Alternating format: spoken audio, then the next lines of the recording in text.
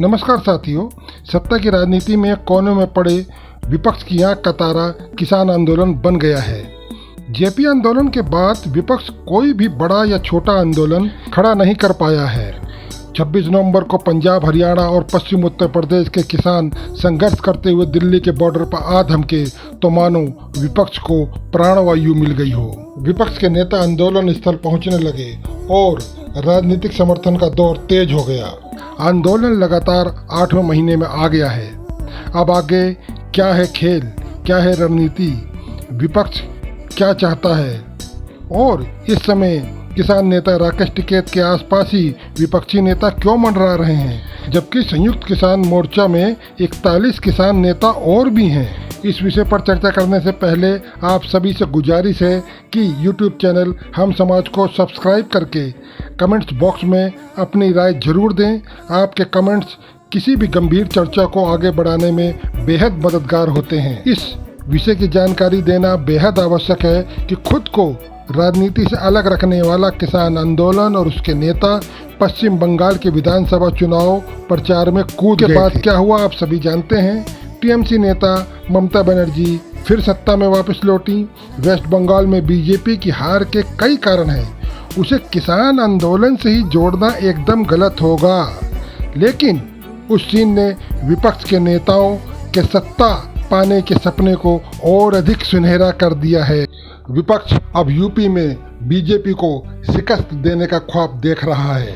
इस ख्वाब को पाने के लिए योगी मोदी के तिलिस्म को तोड़ने के लिए विपक्ष के पास अपना कोई हथियार नहीं है सिवाय किसान आंदोलन के।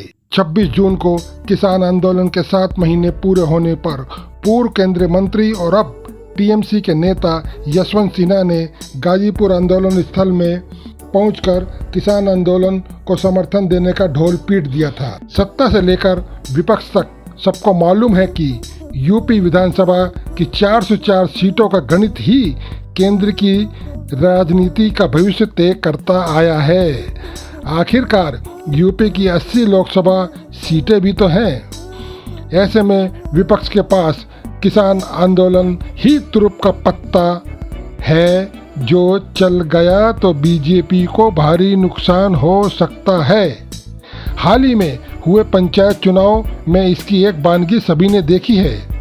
इसी कारण अब गाजीपुर आंदोलन स्थल में किसानी विषय से जुड़े वे मुद्दे उठ रहे हैं जो एकदम नए नहीं हैं, लेकिन यूपी चुनाव टारगेट है।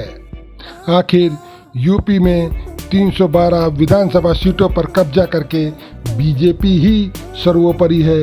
विपक्ष उसके आधे से भी आधे बराबर नहीं है। तो ऐसे में अगर विपक्ष को कुछ हासिल करना है तो वह ज्वलंत मुद्दे उठाने होंगे जो उसके पास है ही नहीं। तय है कि किसान आंदोलन ही अब तुरुप का पत्ता बना हुआ है। इस विषय पर हम समाज YouTube चैनल ने किसान नेता राकेश टिकैत से बात की। अच्छा, किसान आंदोलन की सफलता ही मानी जाएगी क्या? 7 महीने का सफर पूरा करके गए, जबकि इतना ज़्यादा विवाद भी उसके साथ जोड़े गए। तो इसमें अब क्या विपक्ष के लिए चुनावी राजनीति का ये तुरुप का पत्ता हो गया क्या? और ये बात क्यों नहीं मान रहे हमारी?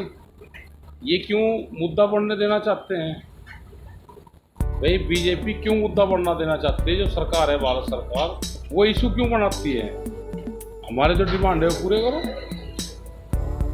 अच्छा, तो फिर मतलब कि आपके समर्थन में विपक्षी दल आएंगे तो उस तरह से संसद से सड़क तक लड़ाई अब आ गई है। हाँ, फिर तो लड़ाई रहेगी। अगर बात मान लेते हैं तो फिर आगे विचार करेंगे भाई। आप लोग कह भी रहे कि संसद के अंदर ये मामला विपक्ष उठाए, तो हम तो कहेंगे ना, अगर बात नहीं माननी जा रही तो कहेंगे भी।